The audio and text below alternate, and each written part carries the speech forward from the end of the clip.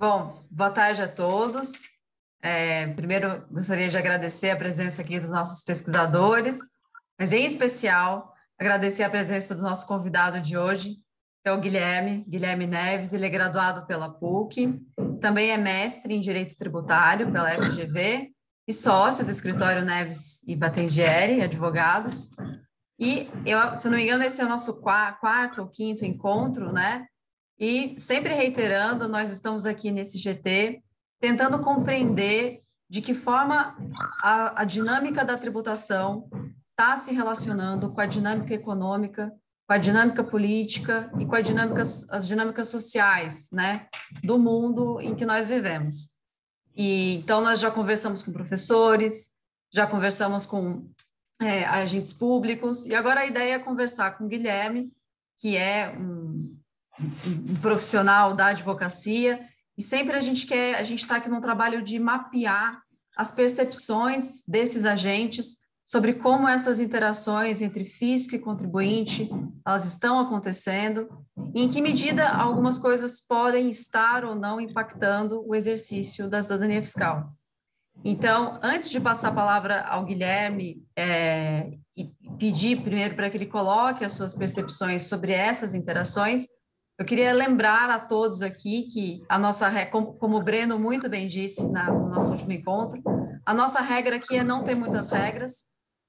Todos podemos fazer perguntas ao Guilherme, justamente para a gente explorar essa expertise dele e a visão que ele tem perto aos contribuintes, o que ele, que está ali no exercício dessa atividade profissional, pode perceber da relação, seja de contribuintes pessoas físicas ou contribuintes pessoas jurídicas, nas suas relações com o fisco.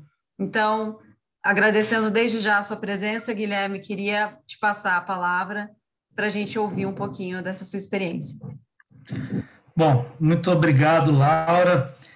Muito obrigado a todos, né, que estão aqui. Eu começo sempre fazendo a ressalva de que não falo aqui em nome da advocacia, não é uma fala institucional, e cito aquele pensamento do nosso jagunço filósofo Riobaldo, que ele diz: eu quase que nada sei, mas desconfio de muita coisa, né? Eu tenho ouvido, né, com muita atenção todos os debates desse grupo. Eu me interessei particularmente por ele, exatamente pelo fato de que há uma amplitude que normalmente ela não é característica de encontros envolvendo discussões tributárias, né? Eu acho que o tempo que nós vivemos, como já bem salientou o professor Garcês e aqueles que o antecederam nas falas, é um tempo muito desafiador. Viver hoje, nos dias de hoje, significa rever, né, paradigmas subjetivos, humanos, e no meio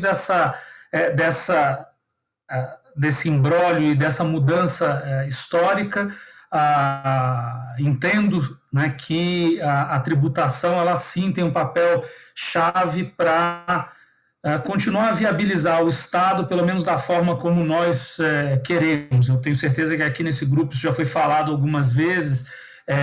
Temos questões muito urgentes, chegamos em níveis de desigualdade que são muito sérios, e, em certa medida, o sistema tributário ele contribui também, né, para que essa situação se perpetue.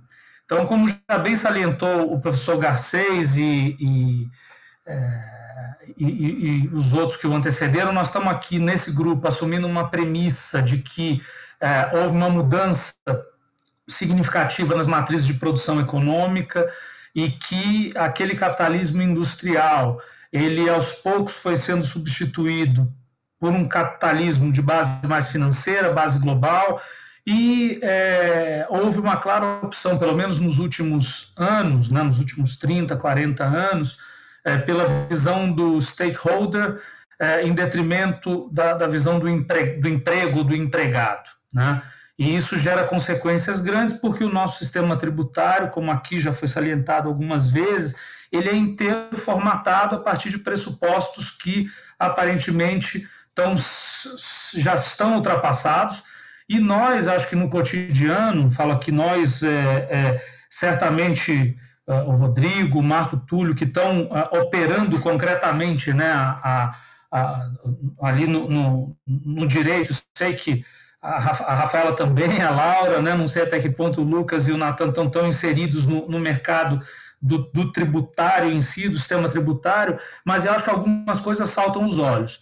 Eu queria aqui, né, trazer algumas considerações assim da minha observação profissional, que me parecem já evidenciam que esta hipótese ela é de fato verdadeira, né? Nós temos uma tributação no Brasil, se a gente abrir os dados aí do Plano de Fiscalização Anual da Receita Federal, o último que nós temos divulgação de 2019, nós vamos encontrar que 0,01% das empresas respondem por 60% da carga tributária do país. Então, isso já evidencia uma concentração enorme, né, na apuração aí dos tributos, que basicamente estão calcados na incidência sobre o consumo e o que faz com que, na verdade, essas empresas elas recolham esses impostos, e nós sabemos que no âmbito do consumo quem arca com ônus efetivamente são todos nós cidadãos, né? Mas o fato é que temos um sistema extremamente complexo, pouco claro, né? Para quem opera e para quem trabalha cotidianamente com o direito, nós temos assim muita clareza de que esse sistema gera alta litigiosidade, gera também comportamentos de conflito, tanto por parte dos agentes que representam o setor produtivo, o setor privado e o setor público, né? A indústria de teses, vamos dizer assim, ela é muito característica do setor privado, mas em boa medida nós temos alguns exemplos de que nos últimos anos, até com a cada vez maior qualificação dos agentes públicos, teses também são criadas para que haja mais recolhimento de imposto, né? E esse cenário é um cenário em que acho que é bater no lugar comum, mas que me parece que é preciso dizer o óbvio, né? É assim, temos que simplificar, me parece, o sistema atual. É um sistema que ele é funcional para poucos, né? Porque ele é funcional, eu concordo plenamente com a fala do professor Garcês nesse sentido, e ele vai se retroalimentando de um estímulo, né, que faz com que, na minha visão, as desigualdades elas só aumentem. Então, diante disso, né, claro, nem é meu objetivo aqui tratar muito sobre o imposto sobre o consumo, porque eu vejo que há discussões enormes, né, provavelmente o Rodrigo vai entrar até em mais detalhes, ele capitaneia, né, e vejo com muita alegria essa representatividade que ele tem em relação à defesa dessa ideia, né, dessa ideia de que nós precisamos mudar essa organização que gera, no fundo, guerra entre estados.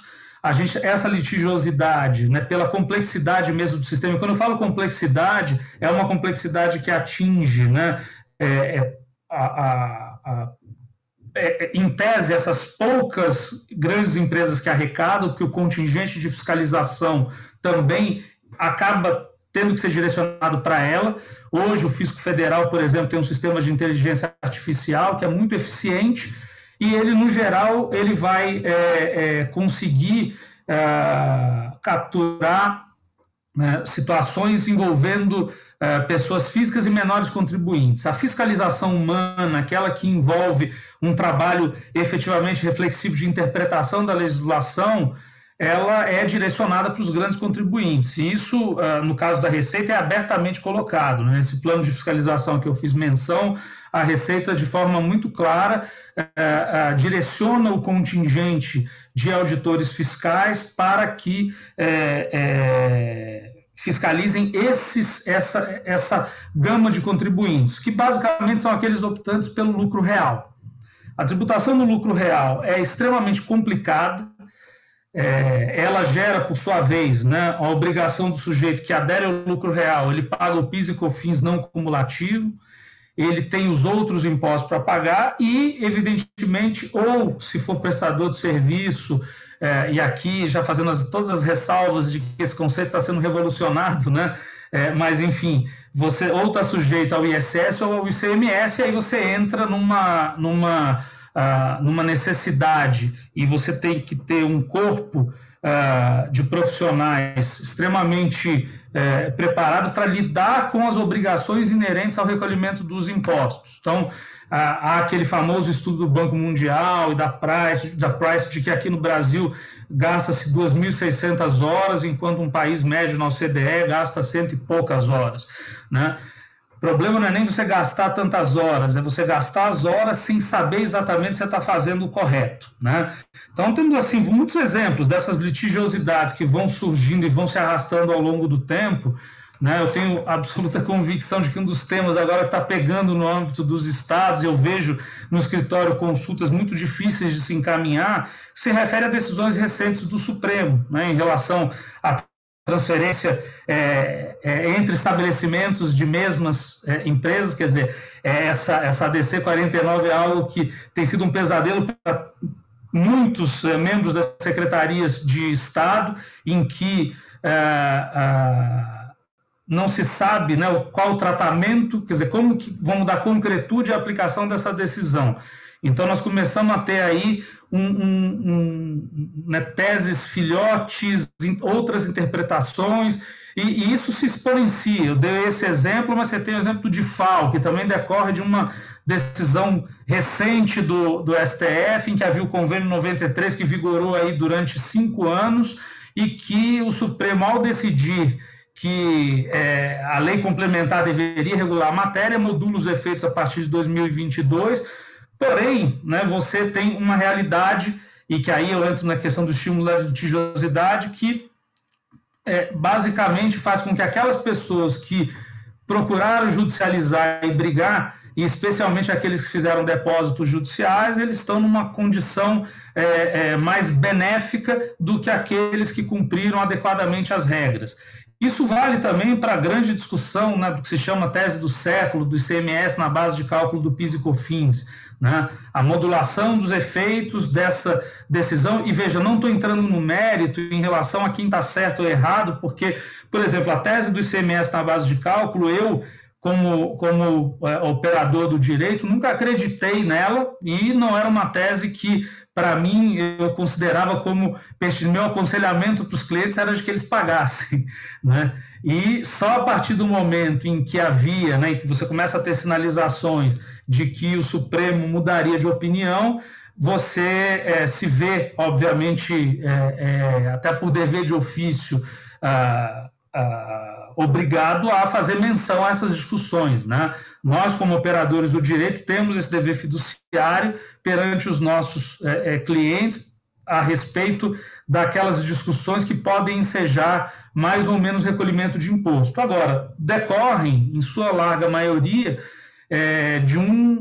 de uma legislação que é feita de forma extremamente complicada e que dá ensejo, né, a tantas interpretações. Então, veja, isso que eu estou falando hoje, eu ouvi quando eu comecei a ser estagiário de direito, né, no início da década de 90, e acompanhei, de certa forma, o surgimento dessas teses. Aqui no Brasil nós temos um marco no âmbito federal, que é a Lei 9249, que em meados de 95 ela torna mais complexa, né, e começa a aderir, vamos dizer assim, a sistemáticas de apuração de imposto de renda, tal como existia no mundo. Veja, o Brasil era um dos poucos países que tributava a renda com base no princípio da territorialidade, algo que já não existia né, em muitos lugares. Então, passa-se a tributar os lucros no exterior com base no conceito de residência e adotando-se o princípio de tributação universal da renda.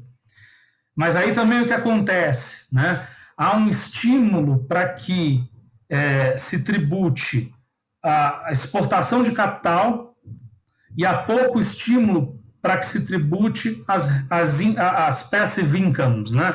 Como são chamadas as receitas que não, a rigor, não geram propriamente, elas não decorrem da atividade produtiva. Então, dentro desse cenário, acho que de capitalismo industrial, nós começamos a ver essa migração já aqui, e a nossa legislação tributária contém alguns anacronismos que, sem entrar muito no mérito aqui de uma mudança sobre todo o imposto de consumo, que me parece ser a mudança mais complexa que nós temos pela frente e que acho que precisa ser encarada, parece-me que nós temos, no nosso cenário atual, algumas distorções que podem ser endereçadas de um jeito mais simples, no meu modo de ver, por meio de alterações legislativas, e dependem, sobretudo, de vontade política.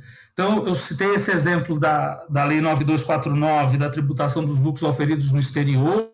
Houve uma discussão, primeiro, porque foi uma Instrução Normativa 38, que cria as hipóteses de disponibilização, porém essas hipóteses elas não podiam ser criadas por instrução normativa e somente a partir do advento da Lei 9430, da 9532, e que você passa a ter uma tributação regulada. E aí ocorre que essa tributação ela passa a atingir, né, de uma maneira mais severa, essa situação de exportação de capital. Em outros países da OCDE, mesmo nos Estados Unidos, né, existe um estímulo para que o setor produtivo ele vá para além das suas fronteiras e, ao se instalar em determinado país, essas unidades de negócio, essas fábricas, estabelecimentos, seja lá o que for, elas vão tributar no local onde se encontram. Então, e aí não entro, claro, nos benefícios, né, que podem ser oferecidos, mas a regra geral, né, prevista é a de que isso, dentro do âmbito dos tratados mesmo da OCDE, se eu tenho uma unidade de negócio que produz lucro, esta unidade de negócio vai ser tributada no local e o lucro que é distribuído por ela, normalmente ele é incentivado. O que nós temos aqui no Brasil? A gente teve durante um bom tempo uma situação oposta, em que se eu sou uma pessoa física e remeto dinheiro para o exterior e crio uma determinada pessoa jurídica que vai recepcionar esses investimentos, eu consigo ter uma estrutura de diferimento de tributação desses impostos. Ao passo que, se eu sou uma pessoa jurídica do setor produtivo que, de fato, opera, eu passo a ter uma tributação aqui no Brasil que é uma tributação significativa. Claro, existe, né, e sei que existem os métodos para se prevenir a dupla tributação e que normalmente a tributação aqui ocorre quando, eventualmente, a tributação da outra localidade é menor. Quando nós temos investimentos, e o Brasil é um país que, infelizmente, tradicionalmente, exporta pouco capital, mas a legislação tributária incentiva menos essa situação. Então, na minha visão, uma decisão política de se onerar as empresas, as corporações, né, em detrimento dos acionistas. E isso gera consequências. Né? Guilherme, deixa eu... Perdão. Desculpe. Não. Pode, só para passar... eu tenho esse ponto que você está falando, está me deixando minha cabeça assim fervilhando aqui. Então vamos, fala porque Não, estou fazendo uma porção de coisa aqui, porque, de fato, essa escolha política, que é justamente o que, na prática, né, o senhor está descrevendo um cenário, é que a gente vê com muita clareza o que está acontecendo, como diz um amigo meu, no terreno. Né? Não é a questão só do terreno. No terreno está acontecendo isso. Então, eu queria fazer uma pergunta a respeito disso, mas Laura estava inscrita e Lucas estava inscrito, por gentileza. Eu queria aproveitar um gancho, Guilherme, dos exemplos que você trouxe, a DC 49, o caso do DIFAL, o caso do ICMS na base de cálculo do PIS/COFINS. São todas teses que elas estão ali sendo discutidas para ICMS, né? Que a gente sabe que é um imposto que, embora ele esteja juridicamente recaindo ali sobre as pessoas jurídicas, quem paga somos nós, contribuintes. Eu queria ouvir a sua opinião, e eu acho que isso tem tudo a ver com o que a gente discute aqui, que é a questão da cidadania fiscal, que é a figura do taxpayer no Brasil. Olha só, até para falar, a gente tem que usar um termo em inglês, porque quando a gente olha outras jurisdições, o taxpayer é aquele que vai lá, é aquele que paga o tributo. E no Brasil, a gente tem uma coisa muito maluca, que é o contribuinte de fato e o contribuinte de direito. E todos esses exemplos que foram dados aqui, veja, são questões que, tanto no âmbito da legalidade abstrata, como no âmbito da legalidade concreta, elas estão sendo decididas e elas estão na mão daqueles que não são os contribuintes do ICMS, não são as pessoas que são oneradas. Então, do ponto de vista da cidadania fiscal, qual a sua visão em relação a isso? Como alguém que está operando e está vendo de perto isso? Mas acho que o Lucas também tem uma pergunta. Acho que podemos talvez quebrar em duas, Laura, porque isso aqui me parece que você já colocou bastante tabasco aí no prato. Aí depois o Lucas vem com a outra aí. Vamos lá. Acho uma ótima pergunta, Laura. A minha percepção é a de que, de maneira geral, nós brasileiros não nos vemos como taxpayers, né? Com exceção de uma parcela muito pequena da população que paga imposto de renda, mas uma vez que o imposto recai sobre o consumo e não há clareza, né, desse imposto recolhido, fulano ele vê como preço, né? Ele vai no supermercado, ele compra e não se sente legitimado, inclusive, a exigir, tanto que o Fabiano circulou uma pesquisa, né, de que 50 e poucos % da população é favorável ao aumento de impostos. Isso porque, na minha percepção, claro, né, acho que a maior parte das pessoas não se dão conta do quanto que pagam desses impostos. Nós temos, né, no âmbito da OCDE ou de muitos outros países que até tributam a renda de uma forma mais clara ou que tem um VAT mais simplificado, em que ele está ali colocado de maneira evidente, uma facilidade maior para que se entenda. É lógico que o Brasil ele tem outros problemas, né, e me parece a população, nós estamos falando aí de uma população de mais de 60%, 80% talvez, que é absolutamente excluída já de quase tudo. Quer dizer, imposto é a última coisa que vai pensar porque está pensando em sobreviver e se alimentar.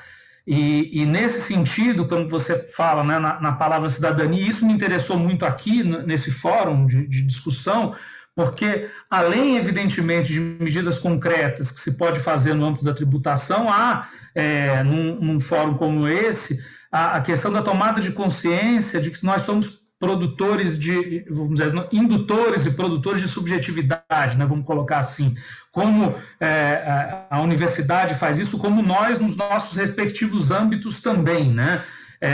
A impressão que eu tenho é de que essa percepção ela não existe na maior parte dos brasileiros. Isso é um problema, porque isso precisa ficar claro, né? Nós temos um recolhimento aí, o percentual de carga tributária versus o PIB do Brasil, ele é de 31,64%, né? Segundo o último levantamento aí do Observatório da própria GV, estou com esses números aqui, 31,64%, exatamente, né? Isso agora de 2020. E tivemos um crescimento de arrecadação ao longo de muitos anos e crescimento de PIB. Então, a questão e sem entrar aqui no mérito da questão da alocação dos recursos, entendo que os recursos eles precisam ser melhor alocados, né? Temos uma questão de gasto público, mas ela não me parece ser fundamental. Essa tomada de consciência, isso tem tudo a ver com o objetivo do grupo, que é dar transparência, né, de que somos contribuintes e que aí a minha percepção também é essa. A tributação sobre o consumo, ela, além de precisar ser mais simples, para que se evidencie, né, de maneira mais clara para as pessoas o quanto que elas pagam, nós temos outras searas aqui, e que, na minha visão, envolvem renda, propriedade, o capital gain, o capital financeiro, que precisam ser melhor endereçados. Eu acho que aqui a gente discute muito, não digo aqui no grupo, né, mas no Brasil hoje há uma discussão enorme sobre o imposto sobre consumo, mas há algumas medidas, me parece, no âmbito da tributação da renda, em que essa percepção até de taxpayer ela fica mais aflorada, né, que poderiam ser encaminhadas. Então, eu não sei se alguém quer... Desculpa. Acho que não, que agora a gente vai aquecendo, vai começando a ficar mais firme a conversa. Acho que essa é uma... Eu já botei aqui no chat esse ponto que você coloca dos preços e do imposto, para mim é fundamental, porque tem uma... se eu vou lá e pago um preço e ele está alto, como cidadão, a minha primeira reação é pensar no funcionamento do mercado, não no funcionamento do governo, certo? Porque preço é um indicativo de mercado, de competição, de concorrência, etc. e tal, né? Agora, se eu penso na tributação sobre o consumo, eu estou pensando na questão do político, das escolhas e tudo mais. Ou seja, é um ponto de vista, uma percepção diferente. Então, quando eu faço que tudo seja uma coisa só dentro do preço, eu acho que a gente escamoteia discussões muito importantes, porque a lógica do preço não é a lógica do tributo, não é isso? A forma de construção do preço não é a forma da construção do tributo, e, portanto, aqui acho que a gente tem uma... E mais do que isso, eu acho que isso leva a gente a absolutizar e normalizar a lógica do mercado como lógica estruturante das relações sociais como um todo. Ou seja, sobretudo agora no momento em que a política está se esgarçando cada vez mais, os atores políticos perdem cada vez mais legitimidade, parece que são os atores econômicos que vão determinar o funcionamento social, e eles são o último baluarte de organização social no mercado. Todo mundo fala de crise da política, crise do Estado, eu falo para Chuchu, mas ninguém fala crise do mercado. O mercado continua muito bem. Eu acho que, em parte, eu quero passar para o Lucas, desculpa, mas eu fiquei realmente bastante encantado com o que você colocou aí, porque tem me parece que isso pode ser lido como um capítulo da substituição do terreno político pelo terreno econômico como forma de organizar a vida em comum. Na medida em que as grandes teses políticas foram perdendo credibilidade, a final do século passado, etc. e tal, o que sobrou, e acho que isso é o sentido do neoliberalismo, né? Olha, deixa que o mercado regula, mas não é que o mercado regula a economia, o mercado regula a vida, né? Então, a partir do momento em que imposto se torna sinônimo de preço, essa lógica me parece que se aprofunda ainda mais, mas é só... me veio à cabeça para provocar, e na sua fala me fez pensar isso forte. Desculpa, Lucas, te interrompi, você tinha uma boa pergunta para fazer. Lucas, que está na linha de frente aí, porque está trabalhando com a economia de plataforma, não é isso? É isso mesmo, professor. Boa tarde a todos. Doutor Guilherme, eu gostaria de retomar um ponto que o senhor mencionou há pouco tempo, quando disse que o esforço fiscalizatório da administração tributária pelos auditores fiscais ele é feito seletivamente.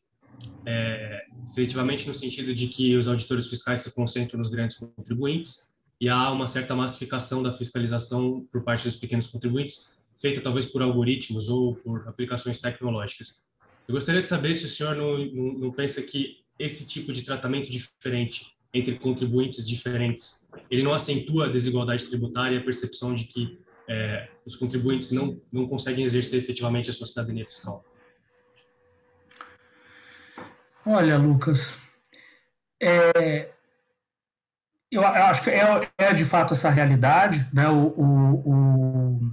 O contingente de auditores ele é pequeno para fiscalizar a quantidade de contribuintes que existem. Isso para quem é pequeno e para quem é médio, assim, vamos pensar muito no pequeno e médio empreendedor. Esse sofre muito, eu acho, no país, né? Porque veja, a gente pode até falar assim, o sujeito tem um negócio um pouco maior e vai tributar pelo lucro presumido. O lucro presumido ele não é tão simples, né? Por mais que você diga, tá bom, você vai pagar com base no seu livro caixa, mas você não deixa de ter ICMS ou ISS, você não deixa de lidar com os impostos sobre folha, que são extremamente elevados, e a complexidade nas obrigações acessórias na prestação de informações, como o algoritmo ele é um sistema binário, né, ele cumpre aquilo que se programou e não consegue detectar situações específicas, esse pequeno e médio contribuinte ele fica à mercê de um Estado que pode ser muito duro. Eu vejo, assim, eu tenho alguns poucos casos e a maior parte desses contribuintes não conseguem contratar advogados, né? Já começa daí. Essa situação, até porque boa parte das discussões técnicas inerentes ao pequeno contribuinte, elas são estranhas às apurações complexas de lucro real.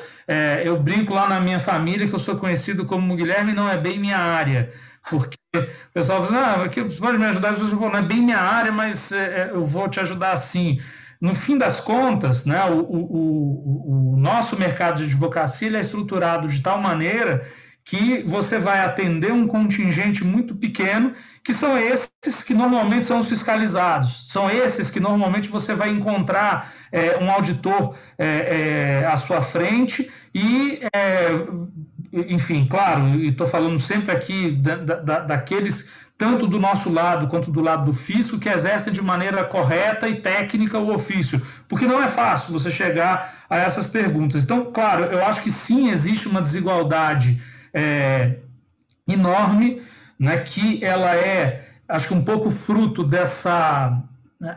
A partir do momento que você tem pouca representatividade para esse grupo, porque os pequenos e médios têm menos, enfraquecimento de sindicato, gera também como consequência o enfraquecimento para que essas pessoas sejam representadas. Eu me lembrei aqui agora, recentemente o Supremo teve uma decisão do caso do IPI sobre a revenda de bens importados. Essa foi uma tese criada pela Procuradoria da Fazenda há mais ou menos 15 anos.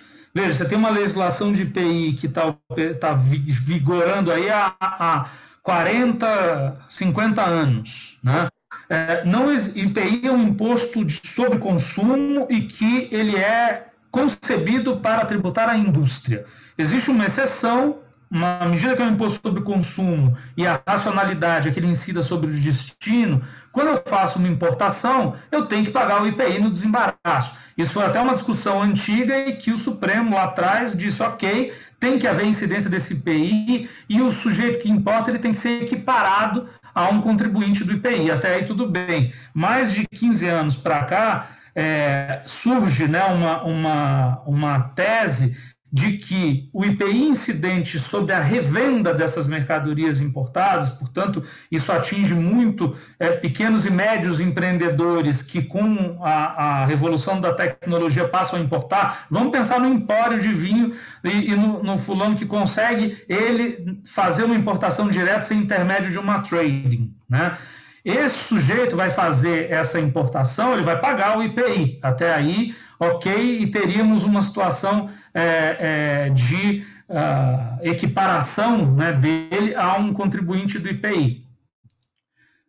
O que foi decidido agora depois de alguns anos, né? Veja, anos em que a jurisprudência era meio que o contrário do ICMS na base do PIS e COFINS. A jurisprudência era favorável aos contribuintes e houve em 2016 uma virada repentina no STJ que logo ensejou também por parte do Supremo a repercussão geral do tema e houve uma discussão em que eu presenciei uma situação que eu nunca tinha visto antes, né? A Fiesp e a Procuradoria da Fazenda juntas unidas em defesa da indústria brigaram, né, contra os comerciantes, né? A CNC, veja, e aqui novamente eu não estou fazendo um juízo de valor quanto ao desfecho, eu estou apenas ilustrando o fato de que a FIP produziu um estudo monumental que foi juntado aos autos, basicamente demonstrando o seguinte, que ainda que você tivesse margem zero na venda, o que é impossível, você teria um aumento de carga tributária de 14% em função das características do nosso sistema tributário, porque você tem imposto que incide por dentro, o imposto de importação é custo, isso automaticamente faz com que a saída, necessariamente, você precise ter um outro valor. Ponto e fato da vida é que você passa a ter uma majoração em relação ao IPI.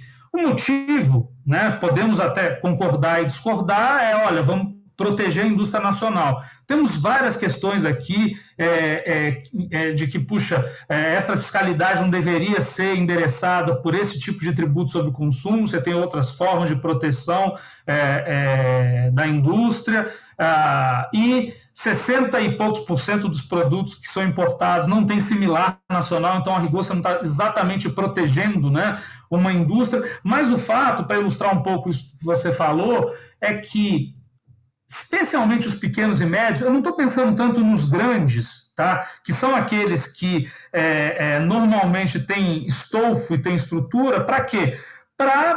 É uma baita de uma perda, mas ele vai conseguir se organizar, dá um baita trabalho, vai ter um monte de tese e filhote, vai ter aqui um monte de contencioso em relação a esse tema, ou seja, a decisão ela foi apertada, foi 6-4, nesse caso não houve modulação. Então, você vai ter aí uma situação em que todo mundo que importa bens e que vai fazer essa revenda vai ter que pagar IPI. Nós vamos ter pequenos empórios sujeitos à apuração do IPI com regras de compliance típicas de IPI, tem que ter livro de apuração do IPI, tem que fazer... veja, é algo que, se nós pararmos para pensar, vai exatamente na contramão da eficiência, né? Aumenta mais aquelas 2.600 horas, mas, basicamente, você gera um prejuízo maior para quem é pequeno e para quem é médio. Então, nesse sentido, eu colocaria nesse pacote, né? Grandes grupos de varejo que fazem essas importações, por exemplo, estão correndo atrás, né, no sentido de que precisam se adequar nos sistemas, são sistemas complexos, porque, veja, a contabilidade, se no primeiro momento eu tenho um IPI que é custo, ele deixa de ser custo. Qual a consequência disso? Eu tenho que desdobrar agora a aquisição disso em uma conta gráfica, tal como é feito no âmbito do ICMS, então isso não vai afetar agora o meu CMV no primeiro momento, e eu vou ter um passivo declarado na saída sobre incidência total. A diferença entre o passivo e o ativo vai gerar um determinado recolhimento. Mas eu tenho impactos aqui, primeiro, né, em saber se eu tenho transferências entre estabelecimentos do mesmo grupo. O IPI, diferentemente do ICMS, ele não é concebido para esse tipo de operação. Então, eu vou ter problemas em relação à mensuração de base de cálculo, né? Veja, eu estou trazendo só um elemento para ilustrar aqui grupos, né, que são bastante significativos em termos de geração do emprego no Brasil, como os pequenos e os médios comerciantes, que eventualmente importam, porque a resposta que me pode ser dada aqui é a seguinte: não, mas quase ninguém faz essas importações direto. Não foi bem isso que a FIP levantou. A FIP fez um mapeamento e identificou todas, a base de testes foi de todas as importações efetuadas no Brasil durante 2 anos, né? Milhões e milhões de importações. O que acontece? Temos uma situação em que este segmento acaba sendo muito prejudicado, porque vai ter que, obviamente, pagar, repassar isso no custo, etc. Este exemplo é apenas um dentre vários que eu tenho certeza que existem, e não entro de novo no mérito da pertinência ou não da tese. Claro, eu, nesse particular, né, enfim, entendo que não deveria haver essa incidência na saída, porque isso gera até um problema de competitividade do Brasil numa OMS da vida, mas, independentemente desse aspecto, me parece que a decisão apertada de 6-4, ela vai ter que ser implementada. E aí a gente volta para um ponto que é o seguinte, né? Qual é o esforço que todo mundo faz, assim como eu que trabalho nessa área? Agora vamos tentar ver como que vai resolver, como que se produz, como que se interpreta, como que se vai fazer. Eu acho que entramos exatamente no ponto do seguinte: nós precisamos parar com esse ciclo, né? Não é mais razoável pensar no imposto sobre consumo mais inteligente, que leve em consideração o crédito financeiro, que seja um imposto mais claro e transparente para que as pessoas visualizem esses anacronismos, né? É a minha percepção. Isso pode, de um lado, gerar um trabalho. E olha que esse é um trabalho que poucos querem fazer, porque é um trabalho mais técnico. Nós temos no direito um estímulo à criação de teses, né, de inconstitucionalidade. Como exercer a cidadania na nossa ponta e nós que operamos no direito para que isso não ocorra, né? Acho que o Marco levantou. Acho que o Marco levantou a mão, sim. Por favor. Está colocando muita coisa, porque tá... Marco, por favor. Sim, bom, obrigado. Realmente são muitos pontos, né, que são, levam a gente a uma série de reflexões, e eu gostaria de ouvir o Guilherme numa reflexão que eu fiz aqui agora durante a fala e as intervenções que foram feitas, se nós não precisamos de dar um passo atrás, no sentido de, assim, a gente tem como ponto de base aqui a questão da cidadania fiscal. E nós não teríamos uma deficiência muito estrutural na própria referência da cidadania, porque a gente olha para a questão do tributo, né, muito mais com o olhar, igual o professor Garcês falou, da questão do imposto, né, e acaba lidando com o assunto sempre com um olhar mais financeiro, né? E o olhar social acaba ficando à margem. E a meu ver, isso dilui a própria razão de ser do tributo, né? E a gente vê isso em tudo, né? Na hora que você olha para a reforma tributária, você não discute qual o modelo de sociedade e qual o montante de recursos que você precisa e qual a estrutura que você precisa de tributação para atender a isso. A disputa é muito mais assim, se fizer a reforma X, isso vai me impactar como? Então, essa aqui não pode, né? Então, o raciocínio é sempre muito financeiro. E a gente vê isso em tudo, né? Foi tocada agora a questão da forma dos pequenos lidar com a complexidade do sistema, né? Nesse lado também, a gente fica bem nítido que há um esquecimento de que, primeiro, a gente deveria ter um enfoque grande na questão da orientação, né? Até pelo ponto que o próprio Guilherme falou de se ter uma referência mais clara do que fazer, né? Eu acho que isso é algo que é pouco explorado, né? E os casos mais excepcionais de desvio de conduta mesmo, aí, né, precisaria de uma intervenção mais radical. Então, assim, a minha pergunta, eu até falei uma série de coisas, mas a minha pergunta é mais assim, no sentido de ouvir o Guilherme, se a gente não teria que dar um passo atrás, né, e trabalhar, a gente, quando eu digo assim, a sociedade, todos os atores, né, das próprias bases, né, que, a meu ver, estão degradadas. Obrigado. Eu concordo com você. Eu queria até fazer menção, claro, o imposto sobre o consumo, ele é tão bonito e complexo, mas assim, eu queria deixar um espaço, porque eu acho que toca um pouco nesse ponto que você abordou, para a questão da tributação da renda, né? O Brasil, como eu falei, né, eu acho que há uma percepção generalizada de que a desigualdade que nós vivemos, ela legitimaria a incidência de imposto sobre a renda em montantes maiores. Assim, veja, há uma tendência mundial ao CDS, se entrar no site, há um gráfico que demonstra, e eu tive a oportunidade de ver essa discussão na última IFA, que foi presencial, né, que foi realizada em Londres há 2 anos, em 2019. E há uma agenda que é a de se reduzir a alíquota nominal do imposto de renda corporativo da maior parte das empresas e tributar com mais força os dividendos e os ganhos financeiros, né? Eu acho que assim, o Brasil, se nós formos comparar, por exemplo, né, a tributação de ganho financeiro que nós temos aqui, ela é baixa comparada com qualquer país, e veja, antes até de boa parte das discussões. Sempre que você vai conversar com cliente, ou conversa com clientes de fora, há uma percepção muito clara, né, e talvez porque essa noção de cidadania que só vem com a educação. Porque, veja, de novo, estamos num país em que a educação ela é desprestigiada, né? Se nossos filhos dizem que vão estudar pedagogia ou vão ser professores, você vai olhar, a tendência do nosso grupo é você olhar para isso como um problema. Quer dizer, como é que um país ele quer crescer se não valoriza, né, os profissionais da educação e não dão essa formação?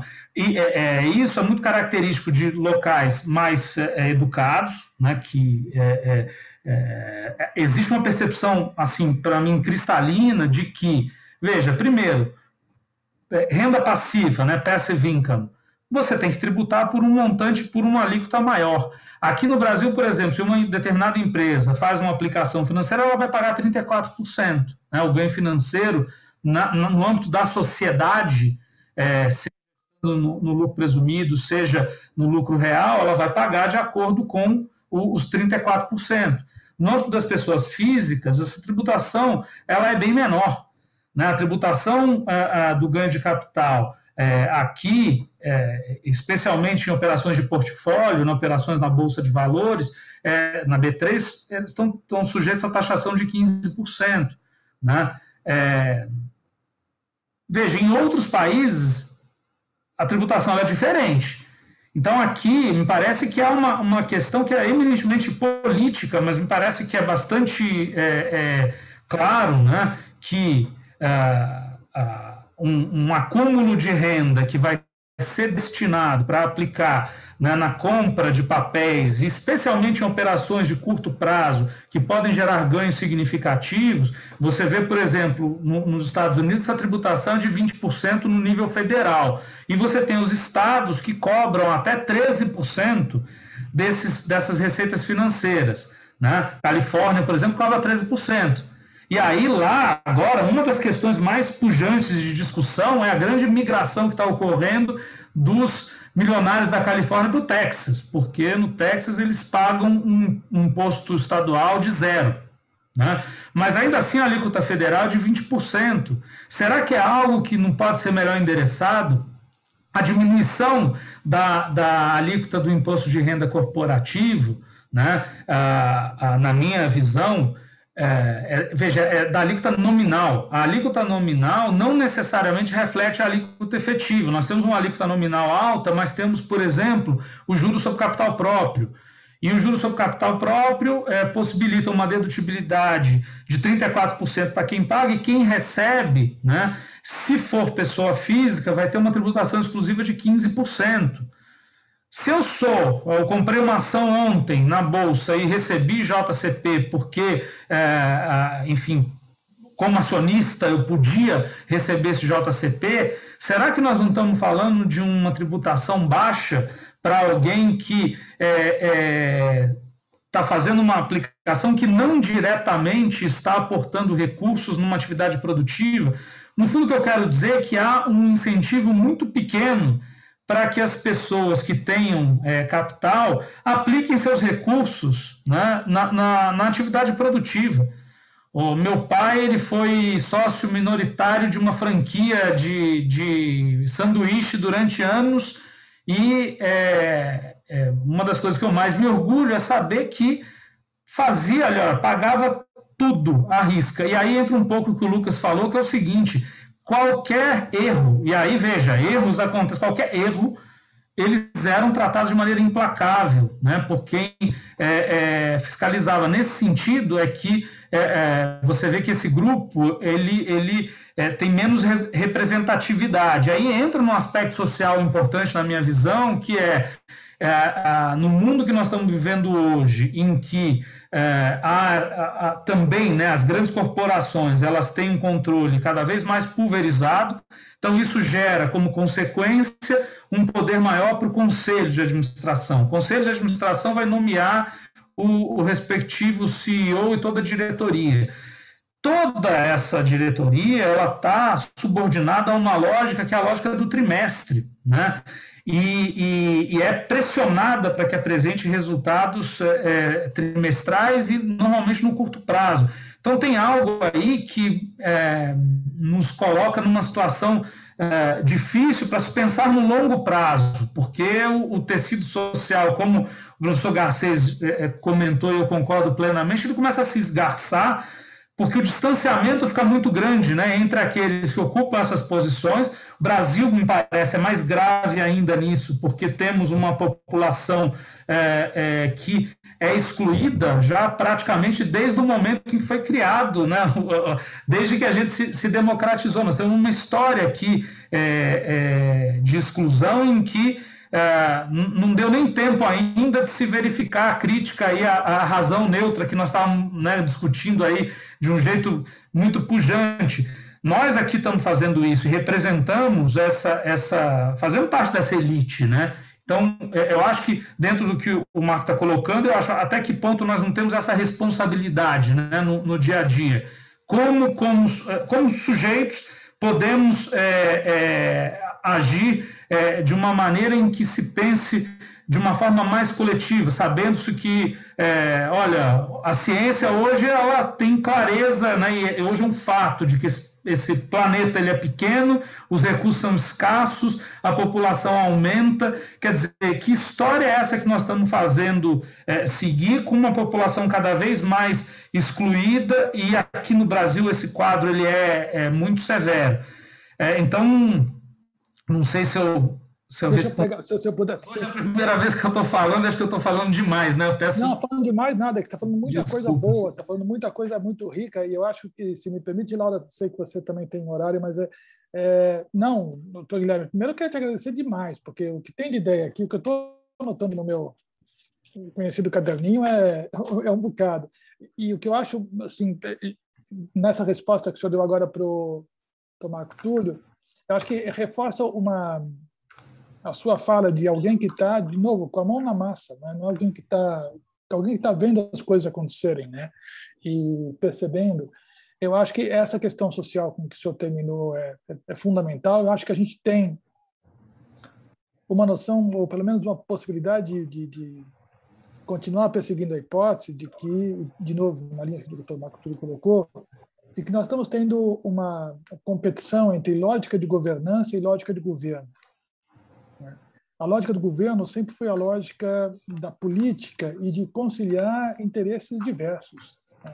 A lógica da governança é a lógica de interesses comuns e a lógica da eficiência. Ou seja, a governança busca, em primeiro lugar, a eficiência de gestão, muito mais, talvez, do que a justiça, porque os grupos têm um interesse comum e as questões de distribuição são menos relevantes. Quando o governo, num país como o nosso, sobretudo, tem como grande função conciliar interesses diversos, né, e fazer a questão, e fazer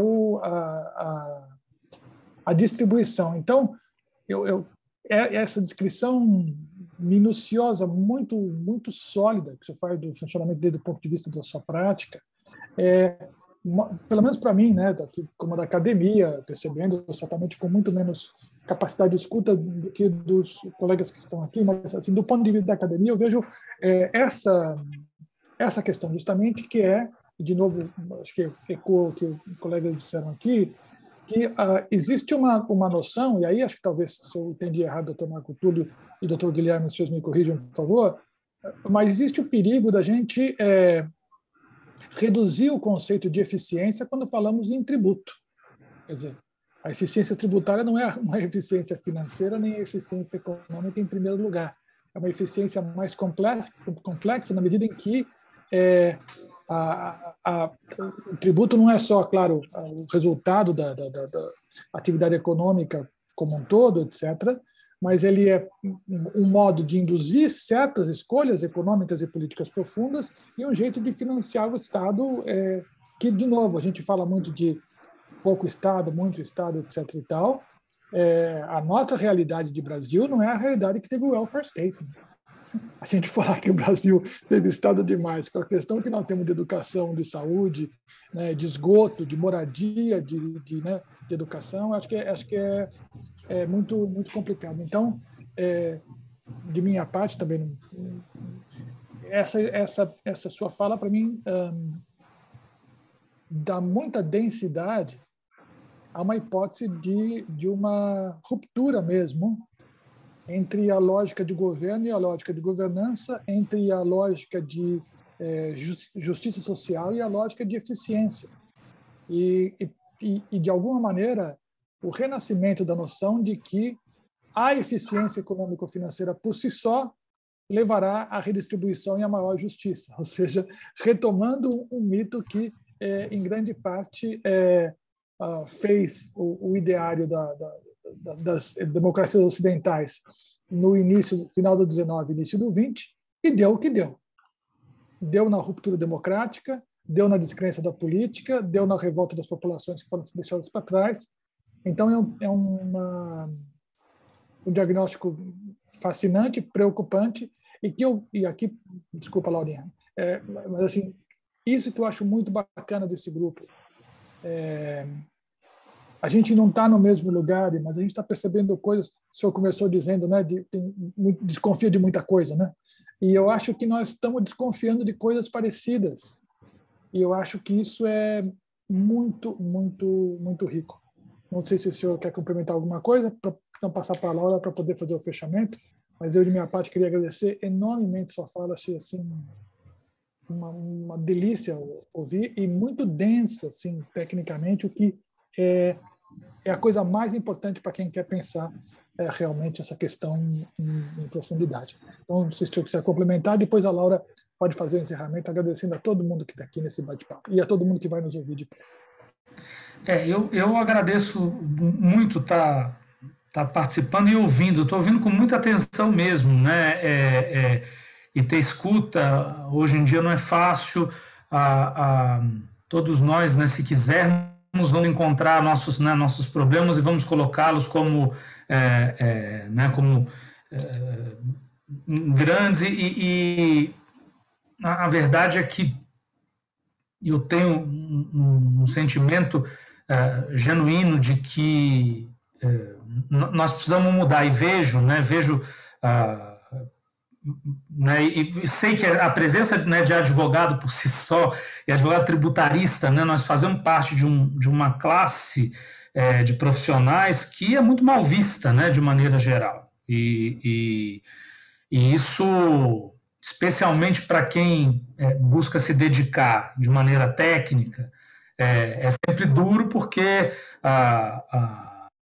nós tentamos, né, dentro das nossas atribuições, ter coerência, né? Me parece que o mais importante para quem opera na área do direito privado, né, é ter comprometimento com né, como diria o Dorico Quintela, lá, o personagem do Nelson Rodrigues, não ter uma opinião no bolso e outra na lapela, né?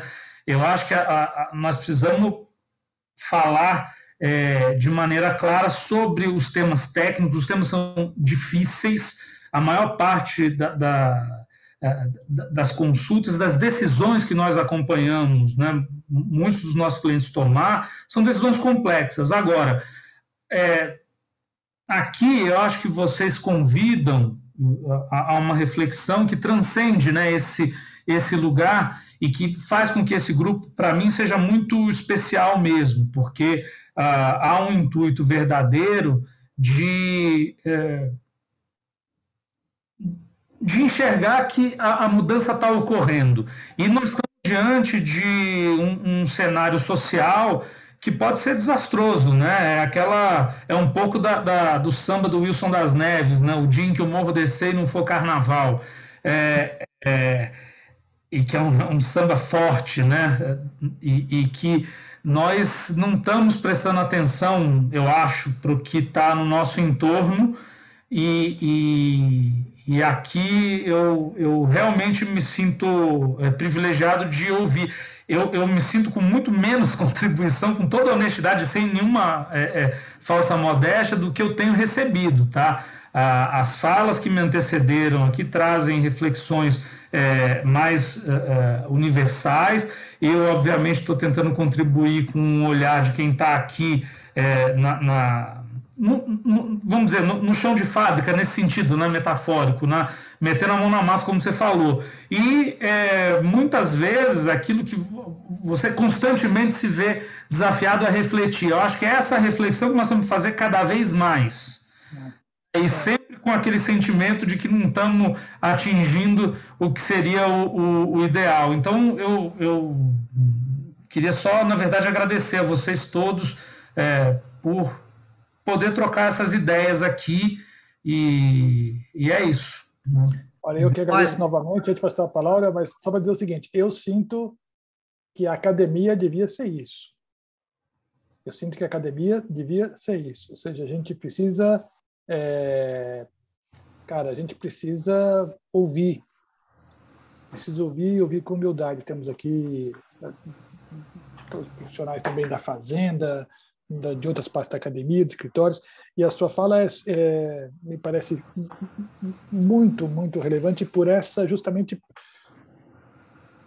por essa concretude crítica, né? Porque também não é alguém que só está atuando e pensando. Eu sinto que, eu não sei o que vai sair daqui, certo? Não sei o que vai sair daqui, mas eu sinto que é um pouco esse o caminho que nós temos que trilhar. E a gente, claro, agora a gente vai recolher as falas, vai fazer uma coisa, mas eu sinto que tem alguma coisa que começa a se delinear aqui que é um pouco mais para além, eu acho, de eventuais achados que depois coletivamente a gente entenda ter feito. Eu acho que a lógica de discussão que nós estamos instaurando, ela em si um ganho. Mas eu também sou muito bocudo.